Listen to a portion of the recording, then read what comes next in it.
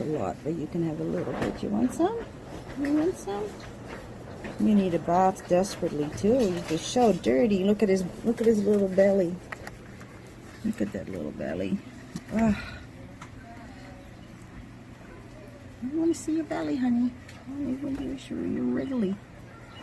You're wriggly. Yeah. Okay. Looks like a very young little baby. Here, take a little bit. Take a little bit. Oh, yummy. Is that good? Do you like that or not so much? I'm going to give you just a little bit more though. Yeah.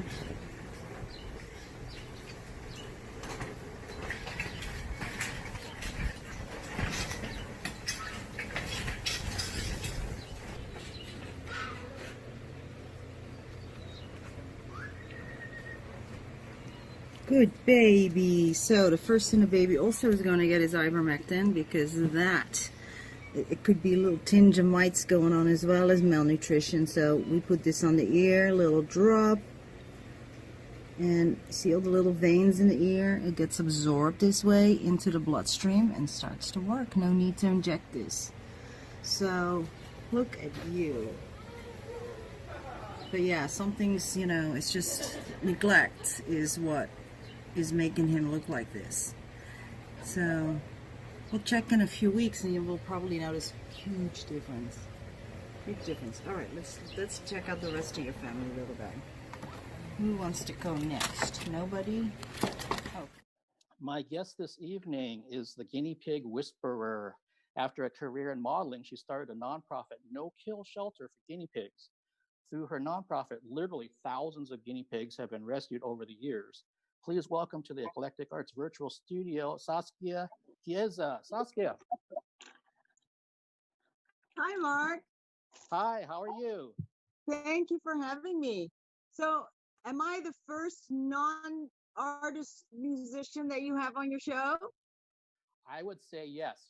Oh my gosh. Well, that's a big honor. Thank you. Yeah, no, thank you. As we were talking pre-show, I have a distinct interest in guinea pigs, and so do some of the band members of Alice. And I love the work that you've been doing down there all these years. So I really wanted to have a chance to talk with you about what you've been doing and help any way that I can to really shine an extra light on the LA Guinea Pig Rescue down in LA. So I'm so glad that you can join me tonight. I love it. Perfect. So, hey, let's kind of start with things, because I know during the pandemic, and it's really hit, especially nonprofits. It's hit everybody hard, of course, but it's really hit nonprofits because a lot of them rely on volunteers. The money's drying up. There's just all kinds of things that you were kind of, at least up here, you know, like say, for example, from the theater scene, they need all of their, if shows were running, then they need their volunteers for about half of what they do. And in your case, you've still been running the rescue. How have you been able to manage during this, you know, incredibly tough time with the pandemic? Yeah, it's been really tough because we did close down for about 2 months, 2 whole months or so. We were just not doing anything. So that did, you know, take a huge part of our income, because we do adoptions and we make a little bit of money there for the rescue. We sell some supplies and stuff, and then people come and do the free health checks, and they'll leave a donation. So all of that just disappeared overnight. So actually what I did is I started to do we were doing raffles that were really popular, that really helped us, you know, to get through.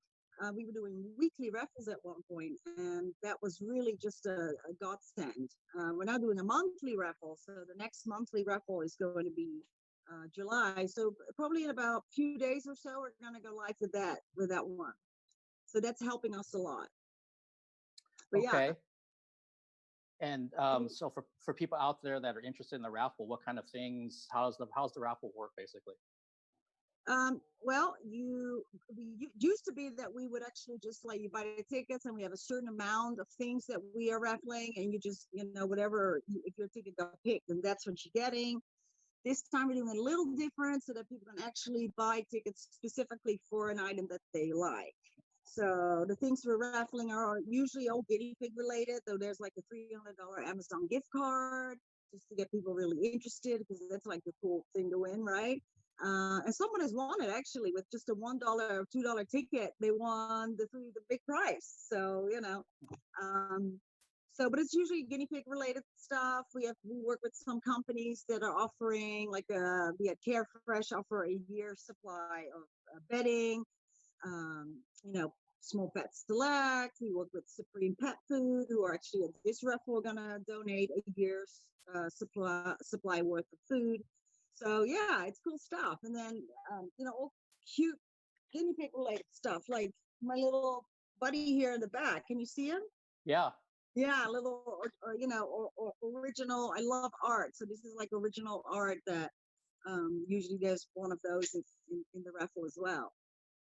Okay, So awesome. Sounds like a great opportunity for everybody. And like you mentioned, you could be somebody that maybe buys 1 or 2 tickets, and then you still might win the big right, prize out of it. So exactly. And it awesome. really helps, and it's more fun. It's one thing just asking for money, and it's like, oh gosh, please give us money because we don't have any money, please. And it's just like, gosh, I don't personally like doing that. I always want to give something in return. So often we have to just ask, but I thought, gosh, if we're gonna really be in such need as we are right now, then why not make it more fun for people to be a little more interactive with it? So that's why everybody loves the raffle. So that was really good. Yeah, no, that's a great idea. I've got a background where I've worked at several different nonprofits over the years, so I'm exactly how you just described that. When we come around to our big fundraising times of the year, I knew why we had to do it, but I personally didn't like doing it. Right. I felt like I don't know, almost like a salesman, like not a Right. not a good salesman, just Right. I trying to know. trying to hit up like friends and family and even strangers going to companies and trying, hey, we're doing this, can you consider donating in kind or some monetary stuff? And it just Right. kind of made me feel dirty. In a sense, yeah, but people say, listen, and I've apologized for it before. I'm so sorry. I'm asking for money. And I really apologize because it's just, it seems like that's all I'm doing recently. But then people say, gosh, no, you have to ask, you have to, don't feel bad about it. It's true, it's definitely true.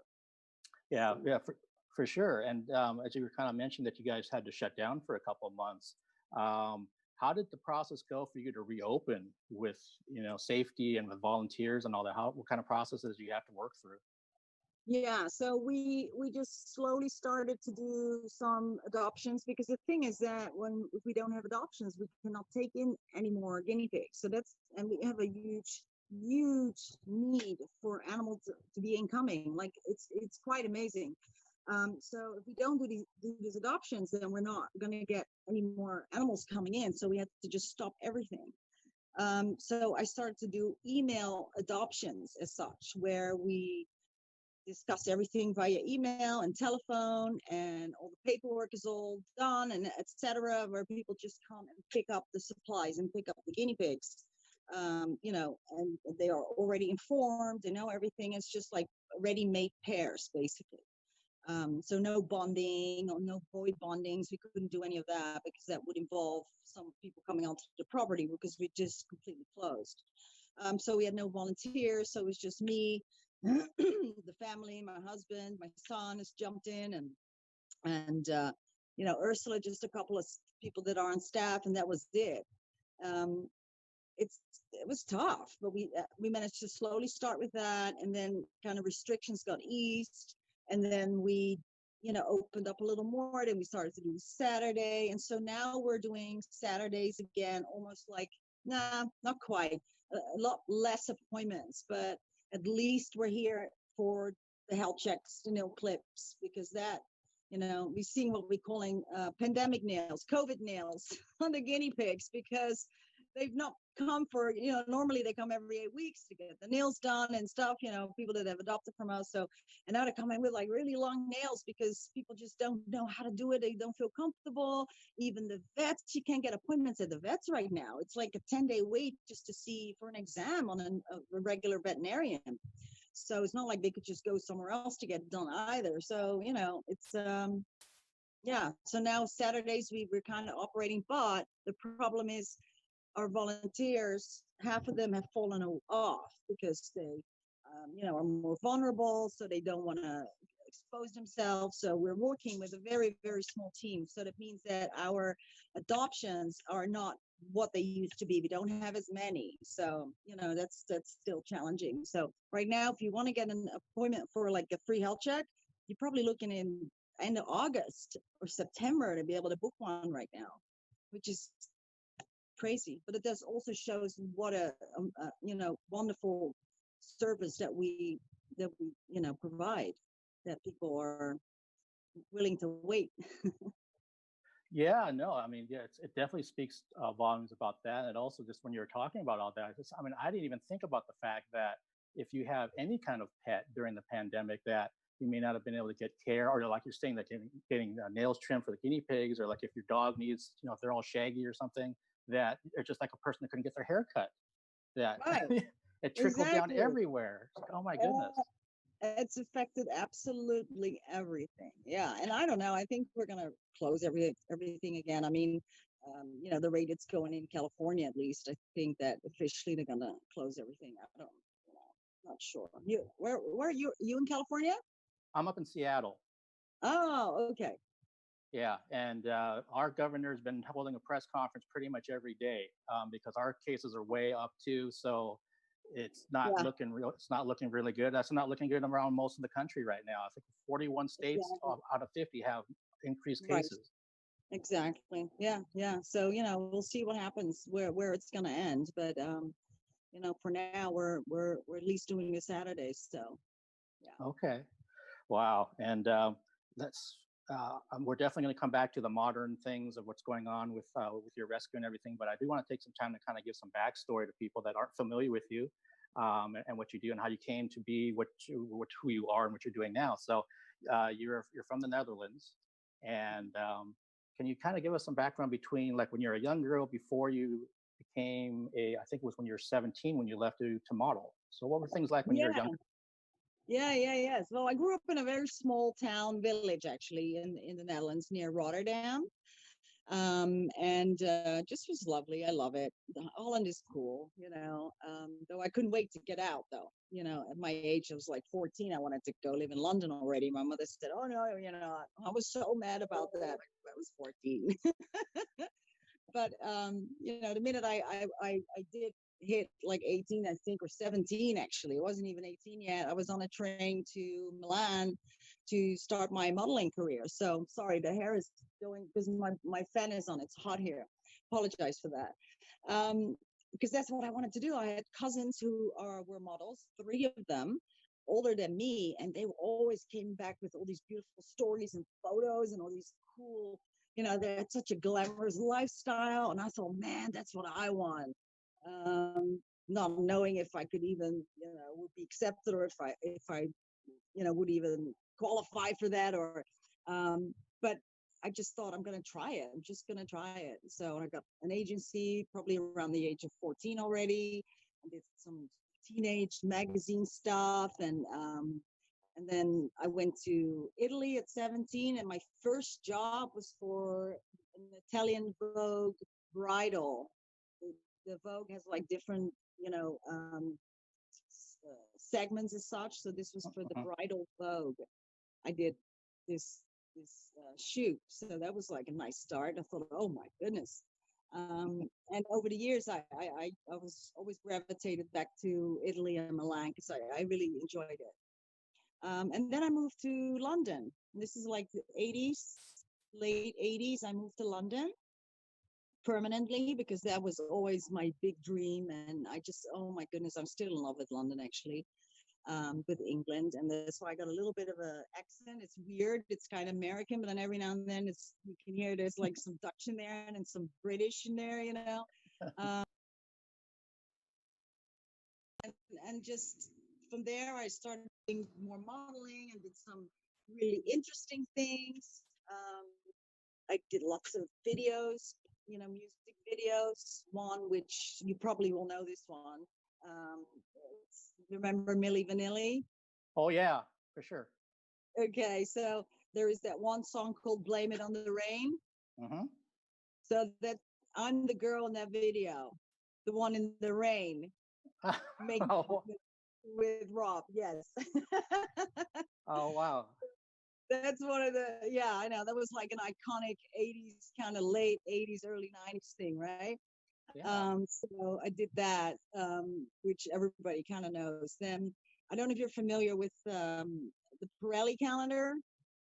No, I'm not. It's a European thing. It's every year. It's like a tire company, Pirelli. Oh, They yeah, come yeah, yeah, yeah. Okay, now I get, yeah, Pirelli out tires. a calendar of beautiful ladies every year. And they usually use professional models. And so in 1991 or something, I was worked with the Pirelli calendar. So that was like another, because in Europe everybody knows it, so it's a bigger deal I think there than it is here. But so I did a few of those like really interesting kind of things that got me a lot of attention.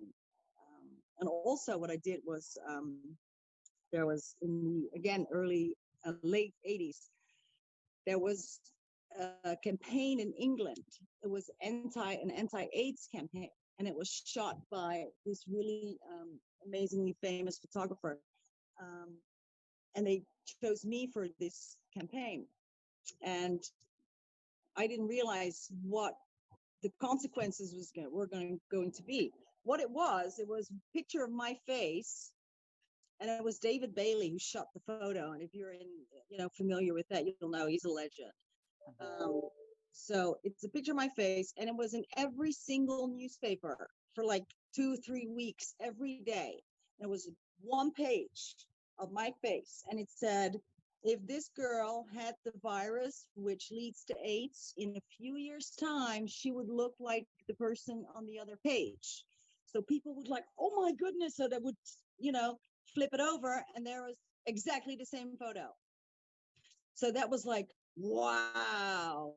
And that, the world went a little crazy because, the English press, they were like trying to track me down and get interviews and, because they were waiting for me at the airport. It was just crazy, crazy time to Wow. get the shots of me and figure out did I have a boyfriend, or was I like, all kinds of crazy stuff. So I've had a fun life like that. I've had an interesting, colorful life. Yeah, no, it sounds like it. I bet you, as you were describing that you're the girl in the Milli Vanilli video, that some people are looking at YouTube right now trying to watch that video. Like, let me see. Yeah, right. Say, hey, there she is. And that you're describing, the paparazzi, tracking you down because of that ad and all the papers and magazines for AIDS. Yeah. I can only imagine what that's like, having everybody everywhere. So when you're doing all those things, what brought you over to Los Angeles? A boy. I followed a boy. Yeah. And then the boy's gone, and I stayed. Yeah. Okay. Okay. Were you still modeling at that time, or were you like moving Oh on to no, something no. else? Then I kind of retired. I just, I got fed up. Models retire fairly young, actually. By the age of 24, they're already like, getting on a little bit. Sell by dates coming on. I think now maybe they work a little longer. But back then it's like, gosh, all the girls were so super young when they started, and 25 was kind of over the hill, 26 over the hill. So I kind of phased it out myself, because I just, I had other interests. I wanted to do other things. So at that time, so no, I wasn't. So I came here, and then one of my first jobs actually in the States was I was running a horse ranch in Topanga Canyon, which everybody will know where that is if you're from LA.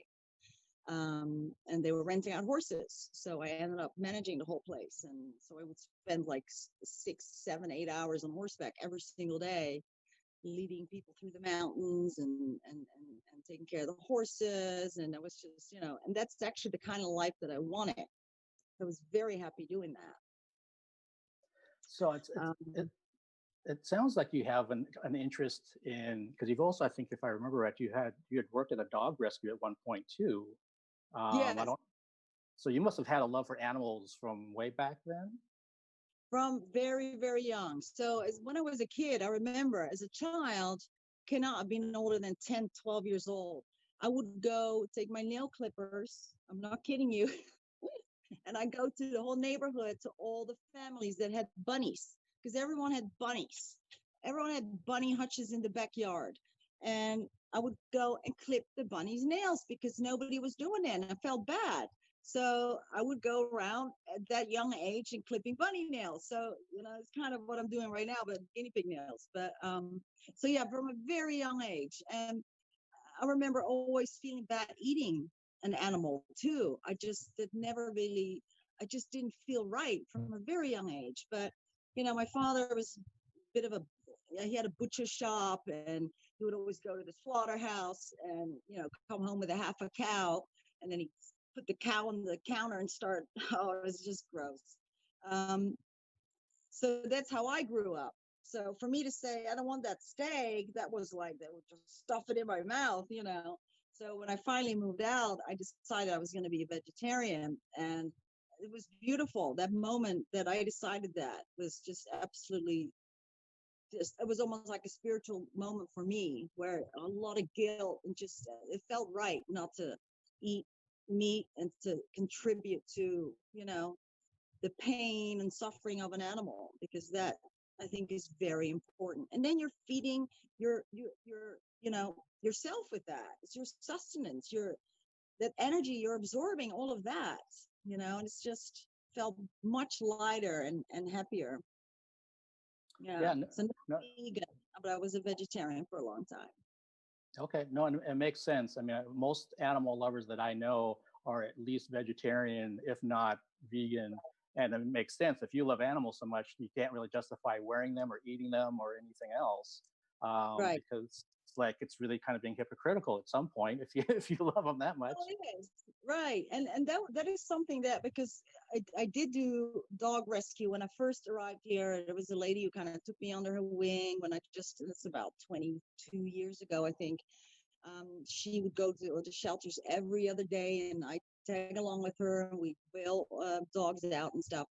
Um, and I remember every Saturday we would sit and do like a mobile adoption in Santa Monica. And there were a lot of other volunteers, and we were all like fawning over the puppies. Oh my gosh, so I love you so much, love you, love you, love you. And then come lunchtime, and they were all sitting there munching on like a ham sandwich or a hamburger. And I was like, it doesn't make sense. How can you love one and eat the other, and be so, you know, not aware that that is an animal just as much as the dog, So yeah, there was this huge disconnect. There still is, actually. There still is. Yeah. Yeah, no. Again, it makes sense. And I'd have some friends that have been that kind of took their steps of becoming vegetarian, then becoming vegan, and then sometimes getting even like strictly vegan. And it's different things for different people. And like in your case, like you said, it made you feel so good once you made that decision that you knew you made the right decision because you felt good about it. I Well, think that felt something. right in my heart. Exactly. Yeah, Yeah. it'll tell you that. So Yeah. when you're in LA and you're trying to get yourself situated to figure out like what's the next chapter. I know that you had started up. It was International Checkout Incorporated. Is that right? In 2003. Yes. Yes. Okay. So what can you speak to that a little bit, and then we're gonna go right into the rescue. Yeah, absolutely. So eventually I had a 2-year-old, and the boy, as I said, we broke up, and I was a single mom, and I decided to stay. I could have gone back home to the Netherlands or to London, and I decided to stay. And it was tough. I'm like, what am I going to do, really? Because I never went to college. I just did high school. I never really, because I just started as a model so young, there was no time for college. So I just had to figure something out. It's like, I have a son. I got to figure this out. I got to get my life together. So I came up with this concept for a company, which was a logistics company that would take care of all the international transactions for American merchants. So, for instance, if you're in Belgium, then you want to buy something, then you go to the website, you put it in your cart, and then you click that little button that says international checkout. And at that point, those clients are my clients, and then my company takes over from there. So That company, I've had that company for about 16 years or so. Unfortunately, we had to close down about 4 months ago or so. But in the 16 years I've had it, it's been, it's amazing. I never realized that I really had that knack for business. Um, I won several awards for Best Executive and the Stevie Awards, which is kind of the Oscars of the business world. So I won Stevie's for Most Innovative Company, Fastest Growing. We were on the Inc. 500 for 3 years in a row as the fastest growing company. So this enormous fast growth. Yeah, it was an amazing learning curve. But you know what? My heart was not in it. It served a purpose because I needed to take care of my child, you know. But my heart wasn't in it. At the end of the company, I just really didn't even want to go anymore. Meetings, I didn't even want to go to the meetings. It's like, oh my God, I just don't want to deal with it anymore. Because at that point, I had already started the rescue, and things were flourishing here. We're on a 2-acre ranch in Chatsworth. And this is where I wanted to be. This is the vision that I had for me, for my family, for my life, and for the animals. I wanted to that's what I want to do. So my heart was just totally not there anymore. That was already gone. My heart was right here. So what I did is I started also another company called Piggy's Choice, which we sell guinea pig accessories like guinea pig houses, guinea pig hay racks, and things like that. So much happier doing that. I'm just much more interested in that than international logistics. um, so I did that for about 16 years or so, and then now that brings us here. If a family comes to you again pre-pandemic and they have a family, 2 adults, 2 kids, whatever, and they want to adopt guinea pigs, what kind of information do you try to give to them about what they're basically getting themselves signed up for? Well, we first of all, they fill out the adoption application. Then they get an email with a bunch of information about guinea pigs, with links to videos, food lists, etc. And then when they come here, they meet the guinea pigs, they meet the volunteers, they meet me, and we will have conversations about the guinea pigs as well. It's like, this is how you want to take care of them. This is what they eat. This is, one thing people don't know is that guinea pigs eat you can feed them unlimited food. So a lot of people don't know that. So that's like one of the things like, oh my gosh, really? Because I think a lot of guinea pigs get underfed actually, because people just don't know about that part. So that's how it goes. And then they walk in and they see all the guinea pigs, and they usually are able to pick like, oh, I really like this one. And I always tell people, you know what, just walk around and go with the one that touches your heart, that just makes your heart go tingle. And it's always very interesting how people are attracted to a specific animal. I always find it fascinating. It's almost like it's proved that they're predestined to be together already. It's like a recognition there, like, oh no, that's the one. Like, really, out of all 100, this is the one. So that's just, it's a beautiful process. I love watching that. So yeah, that's how an adoption generally goes.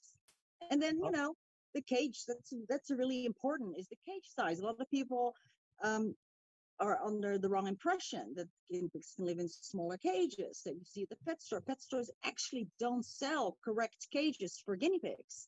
So it's like these little cages that are perfect for families because they fit exactly on the bookcase or right on the desk of the child.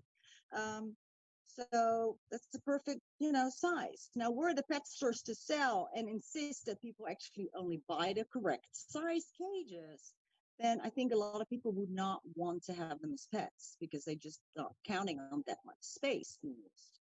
So, I think that there's a big problem right there. It's the pet stores that are not giving out the correct information. They're not. They're just giving out wrong info. I was just looking at a pamphlet the other day that someone was given after buying a guinea pig, and it's just, the information was just thoroughly outdated and just didn't make sense. And it just like goes against everything that we say that how you should, take care of your guinea pig. So, and I think that that's a lot of, it's a big problem right there, because most people go to the store to get a guinea pig, because there's not many guinea pig rescues, you see. There's only, in the whole of the states, there might be maybe 10. I mean, that's the crazy thing. Not every state even has a guinea pig rescue. California, we're lucky. We have us, LA Guinea Pig Rescue, and then there's We Companions in San Diego. But that's it. There's nothing around us. Vegas, Arizona, I mean, nothing. They just don't exist. Bunny rescues, tons of them. So most people go to the pet stores to get the guinea pig, and get the wrong information.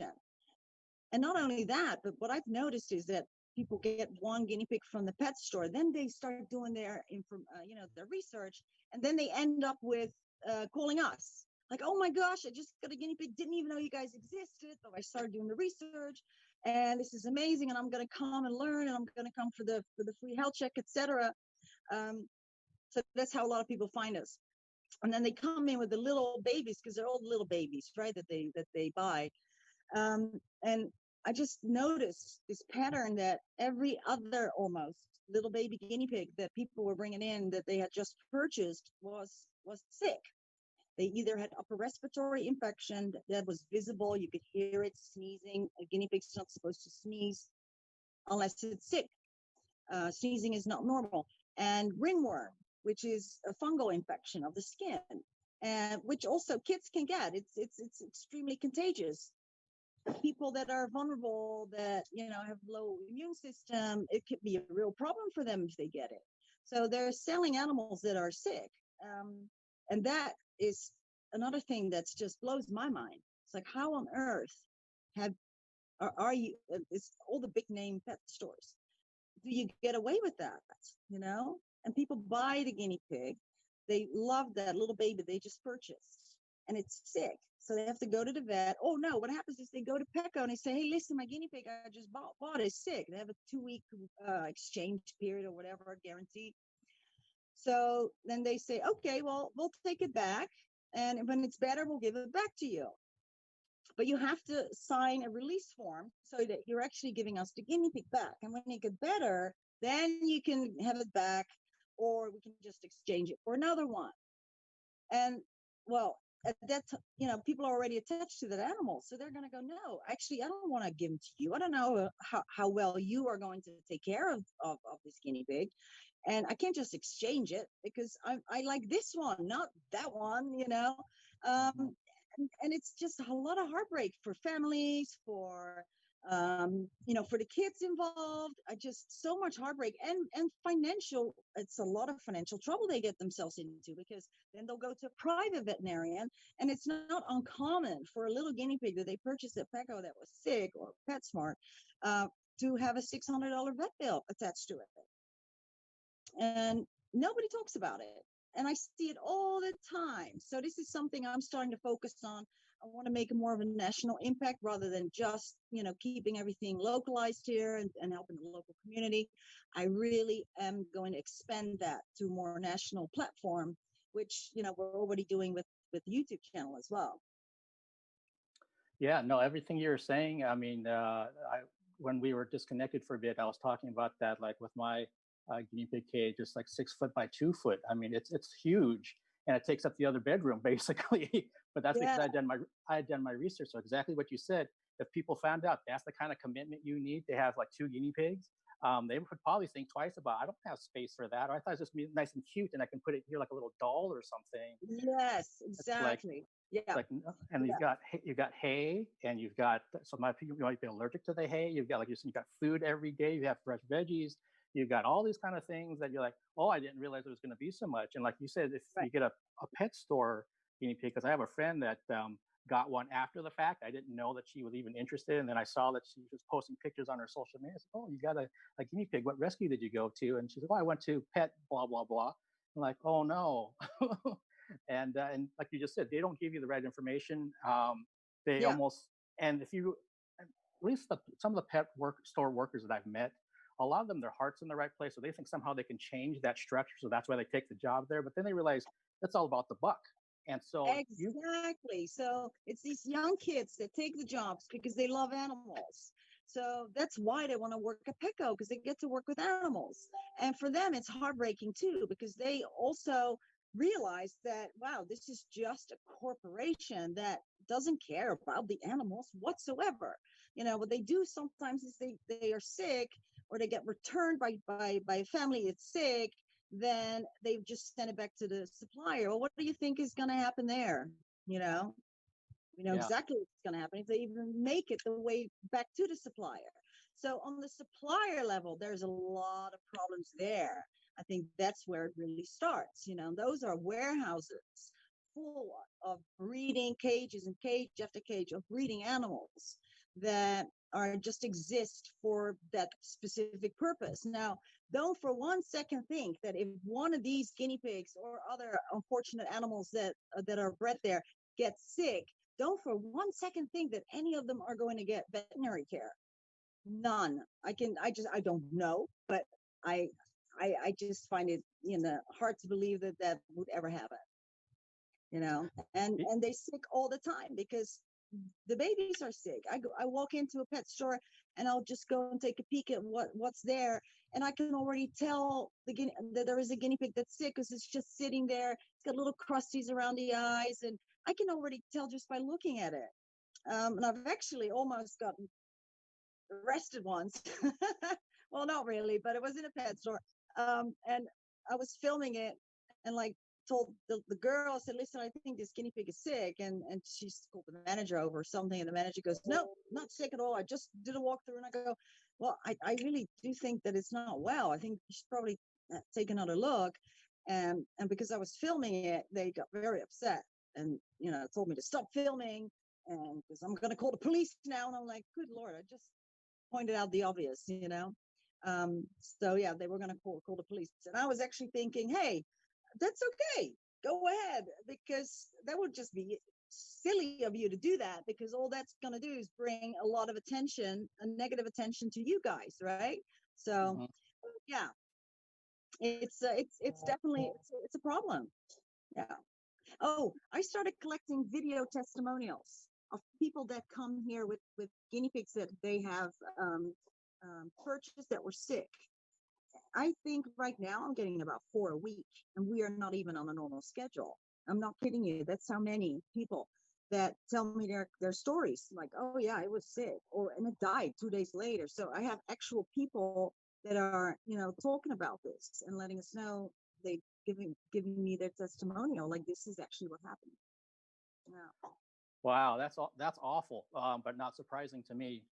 Again, being someone who's had guinea pigs and has been around the corporate system of how they treat not only the guinea pig, but pretty much all the animals that they come. They're just trying to make a buck. And but let's look more at the positive things, which is your rescue. And for people that are considering adopting a guinea pig, again, this is when things are open enough to be able to do so. If things shut down in California again. What are some of the best things, in your opinion, about having guinea pigs as pets?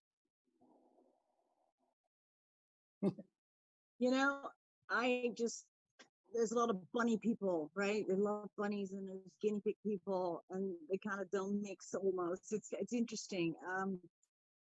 All pets are wonderful, and it's just the one that you're drawn to the most, right? Some people love chinchillas. That's their thing. So but what I like about the guinea pigs is that they have all these super distinct personalities. They really do, and you know this. You have guinea pigs, so it's just unbelievable how you can totally look and say, oh my goodness, you're gonna do this. I can already know what you're gonna do, because that's the kind of pig you are. You're a troublemaker kind of thing, right? So it's these personalities they have that just always blow me away. It's just so funny. They just make me laugh. I'm just watching them interact, and it's just such joy for me to watch them. Yeah, and they come in all these crazy colors and all different hairdos and stuff. It just they're just, I don't know. I just have this thing with guinea pigs. Okay, and one thing that I didn't even get a chance to have you speak to, what was your first kind of interaction with guinea pigs? How did you fall in love with them? It was actually, I was older. I was about 18 when I first held a guinea pig, and I was at a pet store, and I just couldn't believe it. I'm like, wow, it was love at first sight. I hadn't really interacted with guinea pigs before that, because like I said, when I grew up, everyone had bunnies. So I just like, this is amazing. So I bought that guinea pig, and I didn't know anything about guinea pigs, but I bought the guinea pig. An immediate connection was there. Immediate. Um, what's also actually an interesting little story to mention is that, so that's when my lifelong obsession with guinea pigs started, right? I'm a crazy guinea pig lady. But um, I was in England, in London, in the underground, and there was this gentleman sitting opposite me with a basket with a guinea pig in it. And I had to ask, and I said, I'm, what's with the guinea pig? It's this beautiful long hair Peruvian guinea pig, well groomed. And he said, well, I just went to the Great Ormond Children's Hospital in London. I go visit the children with my guinea pig. I go, wow, that's a beautiful thing. He goes, yeah. And I said, I rescue guinea pigs, and I write books about guinea pigs, and I have about 100 of them. So I blown away, and I go, oh my goodness, someone like you exists.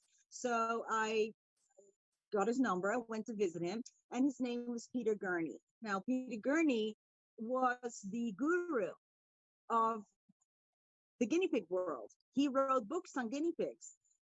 He passed away sadly in '96, but him and I became friends. We became close friends. I go visit him, we have a cup of tea together, and we'll talk guinea pigs all day long. And it was kind of my thing that I would go visit Peter and would just hang out with the guinea pigs. And he was like considered the expert on guinea pigs. So I mean, what are the odds that I would meet him just randomly in the underground, right? So I love telling that story, because there is no such thing as, things just happening for no reason. It doesn't exist. Yeah, it's the opposite. Things happen for a reason. In that case, very much so. Very much, yes.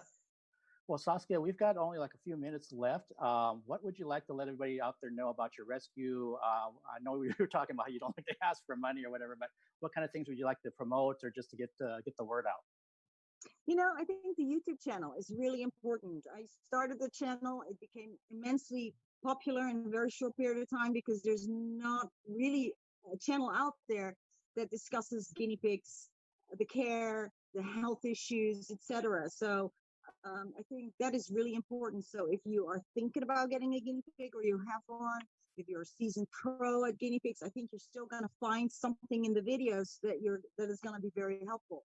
So I definitely think that has been an amazing platform for guinea pigs worldwide, really, to improve their lives by sharing everything that I know. I'm sharing everything that I know and I've learned. I just share it. I want everybody to know as well. So it's Saskia from Los Angeles Guinea Pig Rescue. That is the name of the channel. So definitely want to, talk about that and make sure the word gets out there.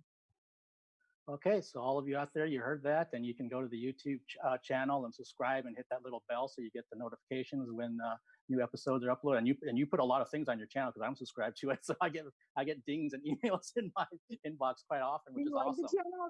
Is it helpful?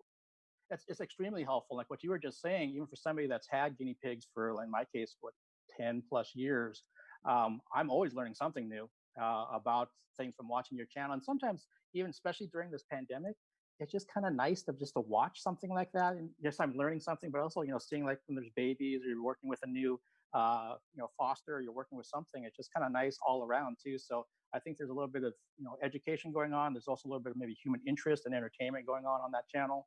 And right. Also, and you've been doing some live streams that are like for hours. I know, the Saturdays. But yeah. the camera's pointed on my table, so they see me work with all these different guinea pigs, and I will talk about what I'm seeing. Like, this one has that, and there's always something going on that I can show and people learn from as well. So yeah. Yeah, it's very much like being in a college professor class type of thing. Because as you say, there you are with the table, and you're grabbing the medicines and the clippers, and and lifting them up and saying, "This is what's going on here," and everything. Yeah, exactly. Wow. Yeah. So yeah, everybody, please check out her rescue. I know I've put the donation link up as well, and I know some of the folks from Alice have been putting stuff in the Twitch chat, and I'll be doing that as a follow-up for the YouTube video. Saskia, thank you so much for doing what you do, for taking the time to do this interview, and I wish you and the rescue every bit of success down there and every kind of support. And if I can ever do anything in the future, please don't hesitate to reach out. Thank you, Mark. Really, thank you so much for having me on. It was an honor, a pleasure. Thank you so much. Have a good night and stay safe down there in California. Yes, you too. All right. Bye-bye.